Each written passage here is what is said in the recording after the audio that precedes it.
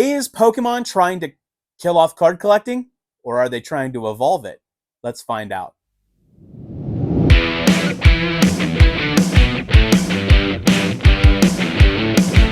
Hey, happy Pokemon Day, everybody out there. And today we got a unique thing to talk about. Something really awesome just happened today at Pokemon Presents. If you haven't seen it, Pokemon released a really awesome video. The Pokemon International Company released this really good video about their new like TCG Online kind of esque thing. It's like an experience for iOS and Android users. They're calling it Pokemon TCG Pocket. Now, it's being dubbed as a free to start card collecting game, like a mobile collecting game. But there's some unique things about this that are going to actually kind of like either really change the way that card collecting is going to happen, or it's really going to kill it. And we'll get into that in a second. So if you haven't already, go check out the Pokemon Presents video. It's actually worth a really good watch. But the idea here and the premise is that it introduces new people, not necessarily people who haven't heard of Pokemon, but maybe people who have never played Pokemon to the TCG, particularly those that focus heavily on mobile gaming aspects. And in particular, it's really cool because how awesome it is with the ability to trade cards between other people. So you can actually do what you would normally do in a normal space. You can actually trade cards with someone else who's like a friend inside of the app. There's more details that we're supposed to find out about this as the year comes on. They didn't actually release a specific date. They said coming in 2024. Well, we're in 2024, so obviously it's coming sometime in the next 8 to 10 months. But in turn, it goes a little further than that. They actually said that you can open up virtual packs. Again, more information will be known, but what do those virtual packs consist of? Like, how many cards do you get in there? Is there guaranteed pulls? Like, what is it happening? But they say you can open up 2 virtual packs a day for free, which is intense. So if you're like an addict at cracking packs, like me sometimes, then you kind of get this feeling like this could make me go bankrupt. I declare bankruptcy! Quite honestly, I mean, whoops. So don't tell my wife. Anyway, but like the cool thing about this is that it's heavily focused on those people who play the TCG or don't play the TCG. Like, it's going to give you a feel for both premises in it, but it's, assuming that in the end you open 2 packs, you'll be able to pay for more. But then the question is like, do you get more with it? Like, is it coming from different sets? Does it come from, like, are they introducing different sets in the TCG in this, or are they kind of like basing it off of what they did with TCG Online, like the actual mobile app game itself? So like there's some questions go behind it. But the cool thing is like each card is unique to this app. It's actually unique to the game. So you may see like this Charizard EX, but it features completely different abilities. Artworks are going to be all across the gambit, from some really new exclusive artworks like these that are focused particularly in the app, or you're going to see artworks that actually go back to like base set, which they are pretty dope. I mean, it's kind of cool that you're reusing the same artwork from the previous, brings that nostalgia from previous sets, but previous cards, but they're going to have different abilities. And they even have a different rarity scale that's on there. If you look at the bottom of the card here, you'll see that it shows a different rarity scale. So we're not seeing the common, uncommon, rare, ultra shiny, hyper rare, secret rare, all the crazy names that we can come up with. Trust me, when you reach out to other TCGs, it gets worse. But you'll see that here, this changes some of the aspect, but also the differences of the abilities and the rarity indicators. You will see users who will actually get to use this, and they'll have more streamlined rules. So there's actually pack battles you can actually do. You actually do battles in this deck, in this game, through the decks that you might build. And it's much like the My First battle products that you see out there, which are pretty cool. If you haven't picked one of those up and played with like your niece or nephew, maybe your son or daughter, those are really, really cool products. Actually, I love doing those. They simplify the game really well. Another video will come out of that some other time. But the new artworks that are being introduced are pretty impressive too. Pokemon released this really awesome part in the video called the immersive card, where you're going to see here, as I show you, you're going to see that it actually takes you inside of the card. And I think this is really awesome because Pokemon is really changing the way that these Easter egg cards work. If you're not familiar with those are the cards that you see that actually, when you overlap them, they create an entire scene. And if you then take other cards from out throughout different sets, they create even bigger scenes. Like, these cards from Scarlet and Violet that you see here, this is an image from one of my friends who showed me what they built after I sent them some cards that they needed to complete this project. And this is from all various different types of sets, and I'll have it linked here as well. You can see that it took different cards from different sets, and it created this like mosaic, this entire landscape based off of what is being seen from each card artwork. So this immersive card idea is actually taking this to a completely different level. And it's a unique, and I think it's actually a pretty cool experience. So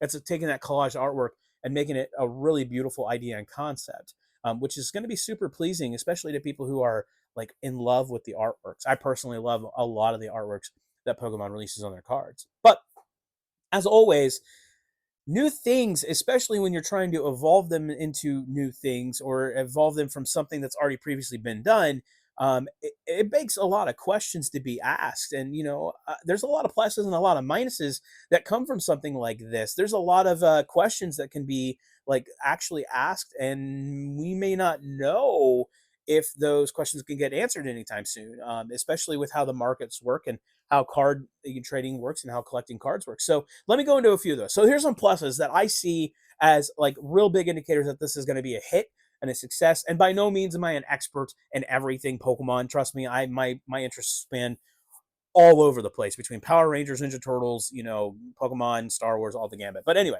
let's go into some pluses here and some things that I see. So this would be definitely a new way to introduce the game to people.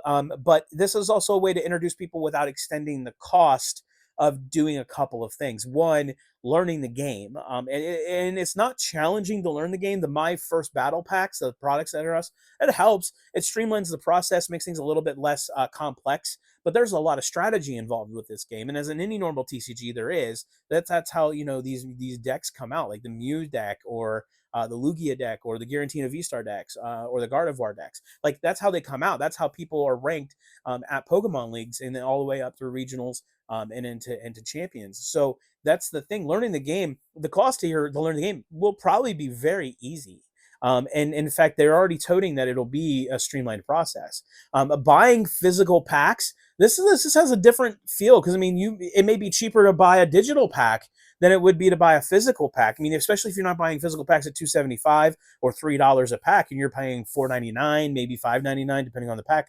It could be a very less cost associative way to get into the TCG without having to worry about there being such a huge, buy-in process, especially when you're trying to build pack or build decks or, buy packs to do so, especially in the card collecting. Chasing cards is always a crazy thing. And then back to that building the deck thing, it's definitely easier and more streamlined with this product.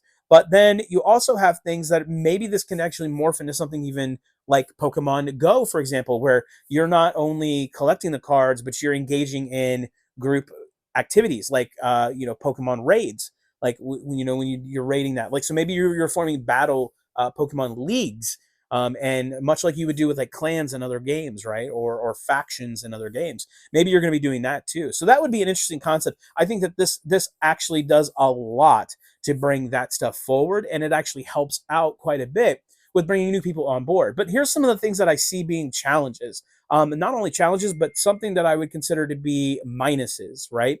For example, it's going to lessen the interest in physical cards. I think so. I think it's going to wane the interest in physical cards, making it a little bit more difficult for those individuals who want to card collect to actually jump in and actually do so. I don't think it's going to be more difficult in the fact that it might cost more. By no means do I think it'll cost more, but what I think is that you'll see people who would rather do it online than actually go out and buy packs and crack the packs on their own, or buy singles through TCG marketplaces or eBays or Macari or somewhere like that.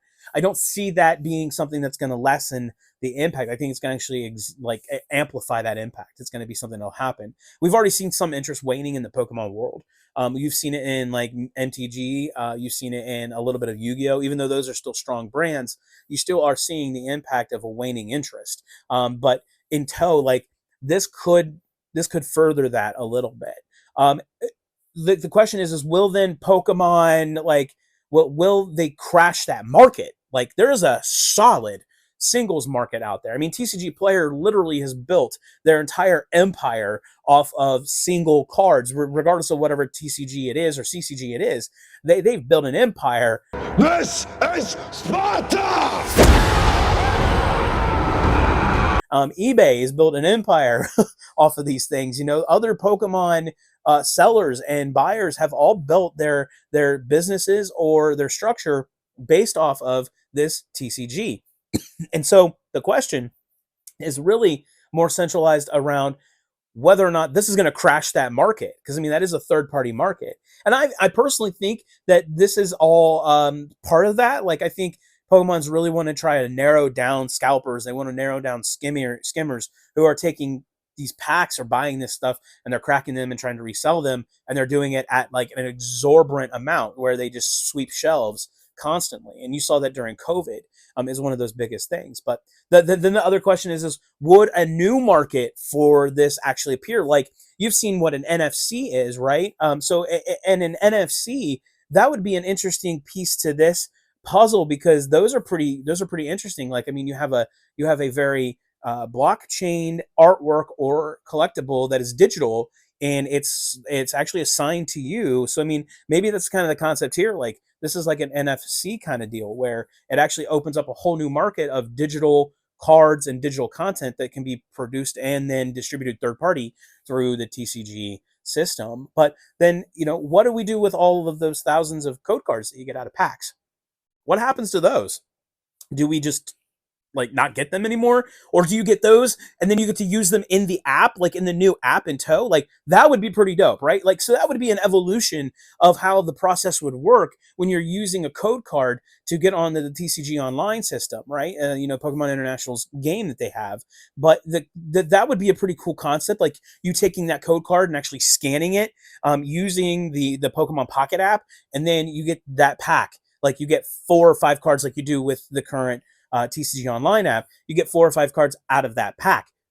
That would be an extremely cool way of just morphing that over. Maybe so. The question is does this Packet app, does this new application, this new mobile game, does it replace the TCG Online entirely, like completely? Because I mean, you got thousands and probably close to millions of people who use that app or play it on a regular basis. And does it replace that? Is that going away? Are they going to sunset that piece? That's an unknown. Like, we don't really know, like there's an evolution process here, or Pokemon's really just trying to kill card collecting. I don't know. So the questions really begin to become endless at that point as to whether or not what Pokemon's intentions really are here, other than maybe just gaining more people. Like, maybe it is a wholesome intention. Like, maybe they just want more people to be exposed to the game, so they're just making it easier for people to play, and they're not necessarily going to kill off anything in specific, right? So that could be something that's going down here.